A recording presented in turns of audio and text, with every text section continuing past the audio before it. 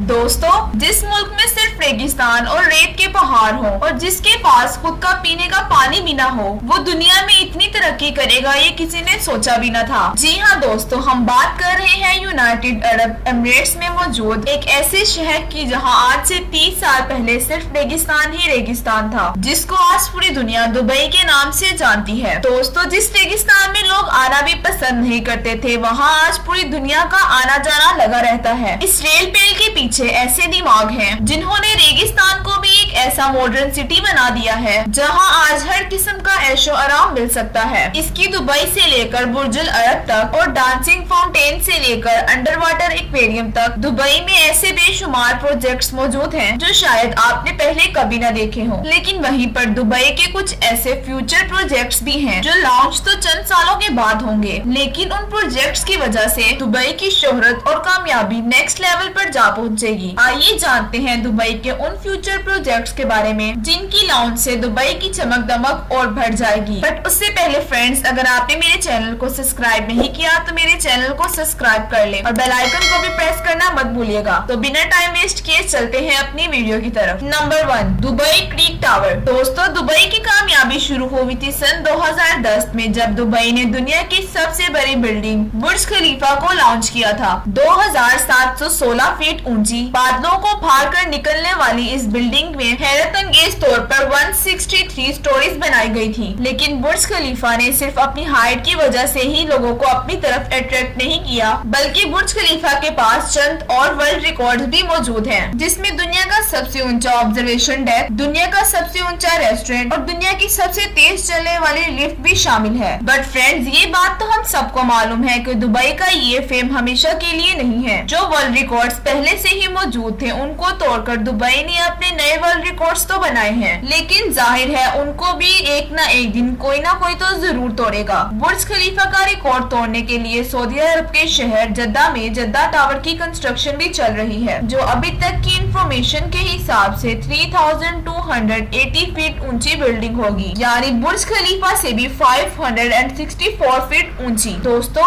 Jeddah tower न सिर्फ बुर्ज खलीफा की ऊंचाई का रिकॉर्ड तोड़ेगा, बल्कि बुर्ज खलीफा के बनाए गए दूसरे भी कई रिकॉर्ड्स तोड़ने का मंसूबा सऊदी बिल्डर्स बना चुके हैं, जैसे कि दुनिया का सबसे ऊंचा ऑब्जर्वेशन डेक और हेलीपैड भी जद्दा टावर में मौजूद होगा। साथ साथ बुर्ज खलीफा में टोटल 57 एलिवेटर्स हैं, जबकि ये रिकॉर्ड तोड़ने के लिए जद्दा टावर में 59 एलिवेटर्स बनाए जाएंगे। दोस्तों, अगर ये मंसूबा कामयाब हो गया तो दुबई के फेम को जद्दा टावर की वजह से खासा नुकसान होगा, और जाहिर है जब दुबई के फेम को नुकसान पहुंचेगा तो दुबई के बिजनेस और टूरिज्म पर भी इफेक्ट पड़ेगा। इस चीज से बचने के लिए जद्दा टावर के टक्कर में दुबई भी मैदान में उतर गया है। जी हाँ, जहाँ जद्दा में जद्दा टावर की कंस्ट्रक्शन चल रही है, वहीं दुबई में भी एक और बिल्डिंग की कंस्ट्रक्शन जोरों शोरों से चल रही है, जिसको दुबई क्रीक टावर का नाम दिया गया है। दुबई क्रीक टावर के बिल्डर इमारत प्रॉपर्टीज ने अभी तक इसकी टोटल हाइट डिस्क्लोज नहीं की, लेकिन इनका प्लान ये है कि इनको दुनिया की सबसे ऊंची बिल्डिंग दुबई में ही रखनी है। अगर जद्दा टावर की हाइट वाकई में 3280 फीट रखी गई, तो दुबई क्रीक टावर की हाइट को बढ़ाकर इतना कर दिया जाएगा कि वो जद्दा टावर से ज्यादा ऊंची हो जाए। दुबई क्रीक टावर की कंस्ट्रक्शन पर होने वाले खर्चे का एस्टीमेट $1 बिलियन